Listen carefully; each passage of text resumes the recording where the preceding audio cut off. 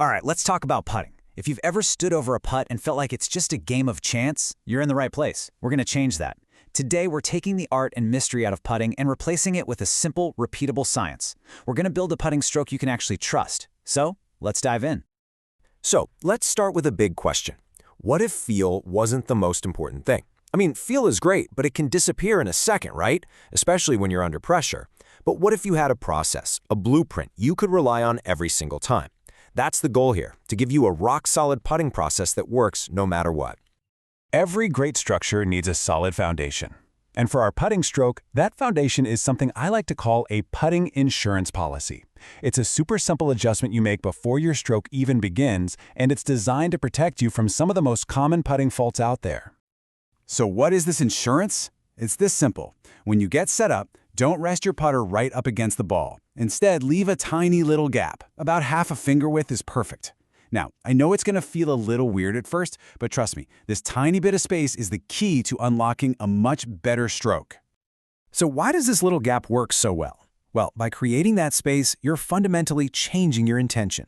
Your brain stops thinking about just hitting at the ball, which is what causes a short, jabby stroke. Instead, you're now focused on swinging the putter through the space the ball occupies. This naturally encourages you to accelerate through impact and keeps the putter face square, which prevents you from decelerating or trying to steer the ball with your hands at the last second. It's a game changer. Okay, our foundation is set. Now, let's get the engine running. And the engine of a great putting stroke isn't your hands or your arms. It's the rotation of your upper body. To get a feel for this, we're going to use a really cool mental image called the laser wall. I want you to imagine a giant laser wall running right down the middle of your body, from the top of your head straight down to the ball. And your only job during the putting stroke is this: do not break that laser wall. This little mental trick is all about stopping your body from swaying side to side, which is a massive power and consistency killer. And this right here shows you the difference plain as day. On the left, you see the amateur sway. Their whole body shifts laterally, totally breaking that laser wall. But look at the pro on the right. See how they stay centered? They're not swaying, they're rotating around their spine. The left shoulder goes up and back, not sideways. This keeps the low point of the swing in the exact same spot every time, which is the secret to hitting the sweet spot consistently. Now, here's a fantastic drill you can do at home to feel this rotation. Just grab your putter, hold it across your chest, and stand in a doorway. Now gently rock your shoulders back and forth like a pendulum. If you start swaying from side to side, the ends of the putter are going to smack right into the doorframe. The goal is to rotate cleanly without touching the sides. This will build that stable, rotational feeling right into your muscle memory. All right, we've got the setup sorted out and the engine is running smoothly. Now we get to the moment of truth: impact. What actually makes a golf ball roll perfectly end over end? Well, it all comes down to a little bit of physics. And understanding this next concept is going to totally transform your distance control.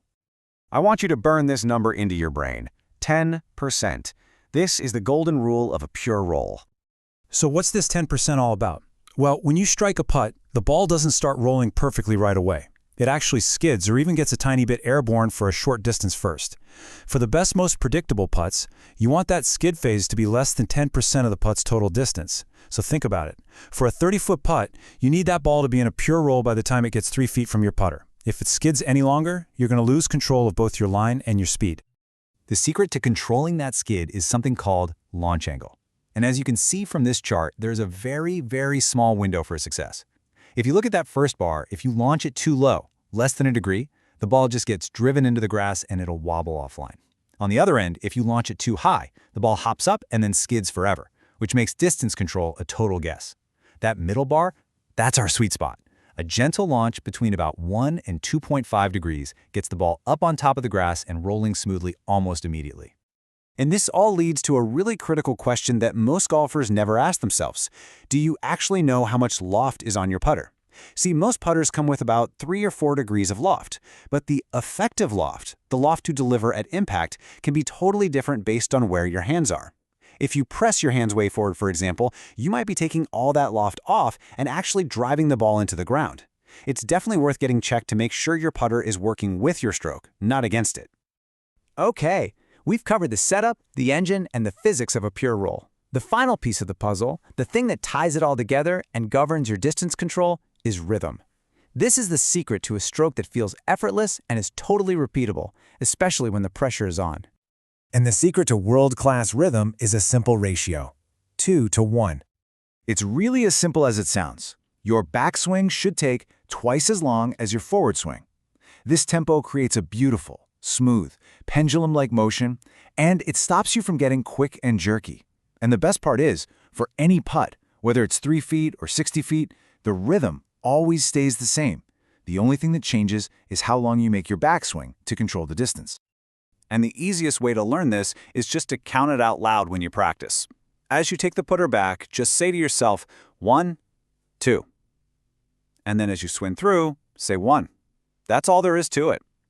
Do this a few times, and that perfect 2 to 1 tempo will get baked right in, making your speed control incredibly consistent. And here's a little fun fact for you.